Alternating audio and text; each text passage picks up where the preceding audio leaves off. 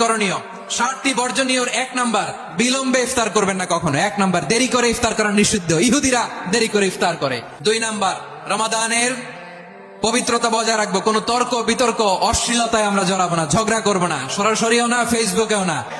3 number, আমরা মিথ্যা বলবো না। বিশ্বনবী বলেন, মান লাম ইয়াদা কাওলা যুরি ওয়াল আমালা বিহি ফালাইসা লিল্লাহি হাজাতুন ফি আইয়াদা তাআমাহু ওয়া শারাবা। যে রমজানে মিথ্যা কথা, মিথ্যা কাজ, মিথ্যা সাক্ষী ছাড়তে পারে নাই, তার না খেয়ে থাকা, উপবাস থাকা দিয়ে আল্লাহর কিছু যায় আসে না। 4 নাম্বার, অপচয় করব না। ইন্নাল মুবাযযিরিনা কানু ইখওয়ানাশ শায়াতিন ওয়া কানা শাইতানু লিরাব্বিহি কাফুরা।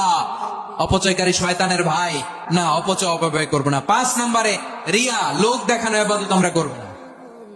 লোক দেখানোর জন্য নামাজ, রোজা, জিকির, তেলাওয়াত, দান সদকা এগুলো করলে আল্লাহর দরবারে এগুলো কবুল হবে।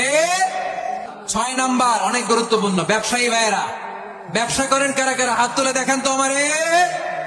মাশাআল্লাহ, হাত নামান।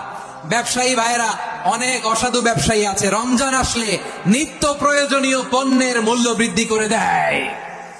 এরকম আছে না নাই? এগুলো করবেন না। মজুদদারি করবেন না।